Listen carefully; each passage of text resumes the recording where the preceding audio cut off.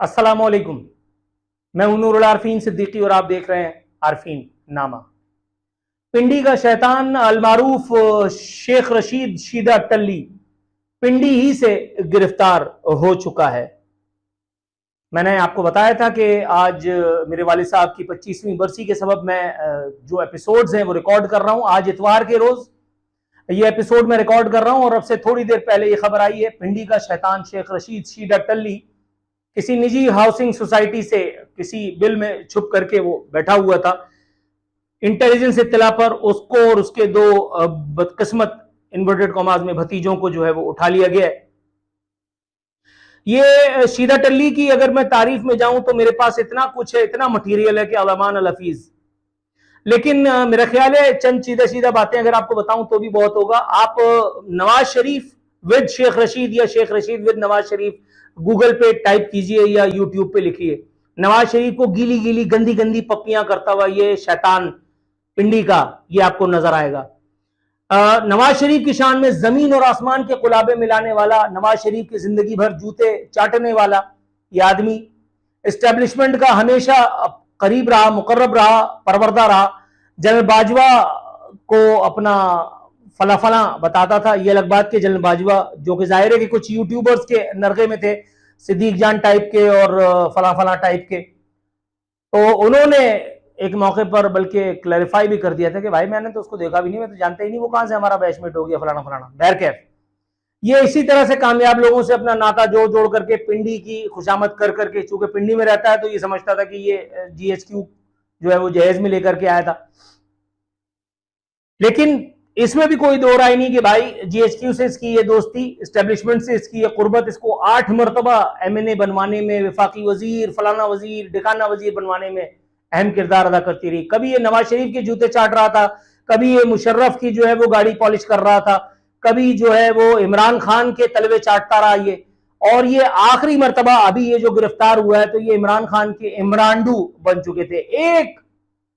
एक अकेला आदमी, ये खुद ही पार्टी का सेक्रेटरी जनरल, खुद ही पार्टी का कायदे तहरीक, खुद ही पार्टी का फलाना फलाना, ये एक कलम दवात लेकर के सो कॉल्ड एक निशान रजिस्टर करवा करके और अवामी मुस्लिम लीग बना करके घूमता फिर रहा था। और न जाने वो कहते हैं ना कि गीदड़ की मौत आती है तो फिर वो शहर का रुख करता है। इसकी मौत आई थी सियासी, तो ये इसने जाकर के इमरान खान के कैंप में पनाह ली, इमरान खान के कैंप में पनाह ली और जाकर के जस्ट ये स्टेज पर खड़ा होकर के और ओंगी बोंगी तकरीरें करके लोगों का दिल बरमाया करता था। इमरान खान पे जब 9 मई के बाद क्रैकडाउन हुआ इमरान खान और इमरानडूज पर, तो ये भी दीगर लोगों की तरह वो इमरान खान की वो जो कीप थी मुराद सईद मेल प्रोस्टिट्यूट, उसकी तरह से ये हम्माद अजहर की तरह ये भी किसी बिल में जाकर के और छुप गया था।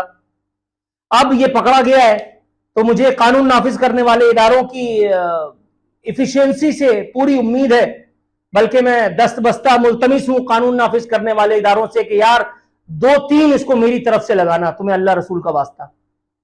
ये वो आदमी है कि जब पहली मर्तबा जिंदगी का पहला लाइव मैं आज टीवी पे करने के लिए बैठा, जिंदगी का पहला लाइव 10 बजे की प्राइम टाइम स्लॉट में, मैंने अभी 2-3 सवाल ही पूछे थे। ये शराब के नशे में धुत था और एक बड़ी खूबसूरत सी लड़कियां किसी इसके दोस्त के घर पे वो इनके साथ वो लुत्फानंदोज हो रहे होंगे, और वो भी बैठी हुई थी उसी कमरे में जिसमें हमारा कैमरामैन वगैरह हमारा ईएनजी स्टाफ मौजूद था।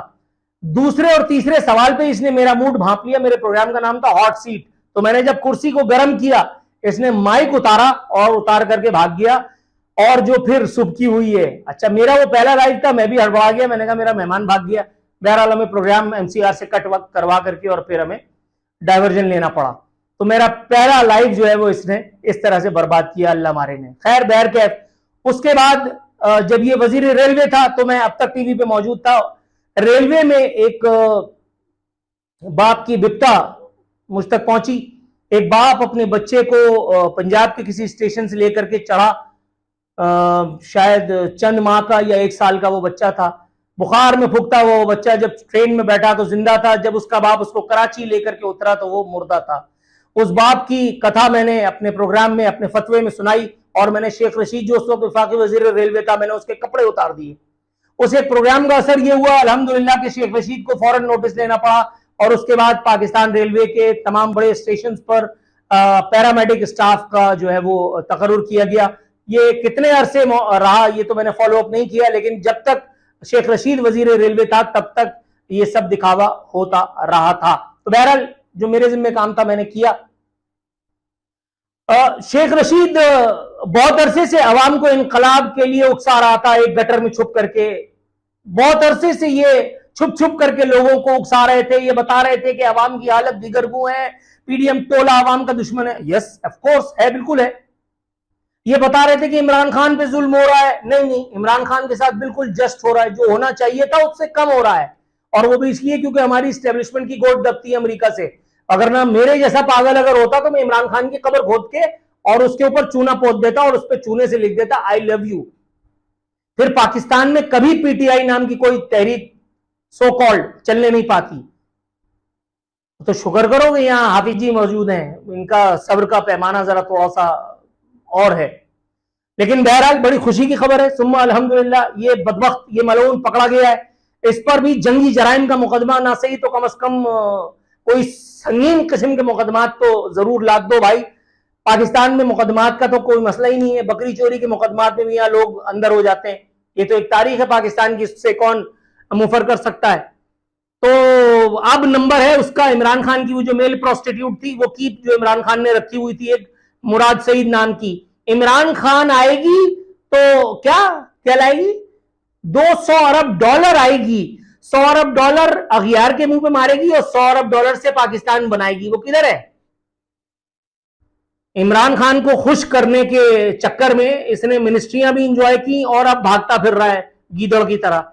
अब भागता फिर रहा है। पहले तो चलो कई ऑडियो या वीडियो बयान वगैरह भी दाग देता था। बहरहाल मुझे कानून नाफिज करने वाले इदारों से, अपनी इंटेलिजेंस से बड़ी उम्मीदें, बड़ी तवक्कुआत है। भाई कोई काम कर सक रहे हो या नहीं कर सक रहे हो, मगर कम से कम इन बदबख्तों को तो पकड़ो। टीटीपी वालों से तुम लोग जरा थोड़ा सा मतलब हैं अभी मामला आगे पीछे, लेकिन बहरहाल कम से कम इन मनहूसों को तो पकड़ो, इनको पकड़ करके। लेकिन सिर्फ जेल में डाल देना हल नहीं है। वो देखो इमरान खान जेल में डाला हुआ है, क्या हुआ? देसी मुर्गे उसको पहुंचाए जा रहे हैं, देसी मुर्गे वो खा रहा है बैठ करके मनहूस। और भाई उसने रियासत पाकिस्तान से जो खिलवाड़ किया उसका वो क्या हुआ, वो सीक्रेट, ऑफिशियल सीक्रेट एक्ट।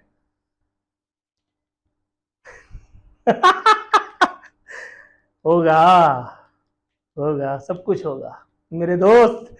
ये एक साल बड़ा क्रूशल है। मुझे अपने सवाल का जवाब अल्लाह ने दे दिया। कैसे, बहरहाल इसको बताना जरूरी नहीं है। कुछ लोग हैं जो मुझे जानते हैं, जो अच्छी तरह जानते हैं, उनको इस वीडियो में जवाब मिल गया। जवाब कहां से आया है? बहरहाल इस एक साल में बहुत कुछ होने वाला है इमरान खान और इमरान डूज के साथ। उन इमरानडू तजियाकारों के साथ तो होना शुरू हो चुका है।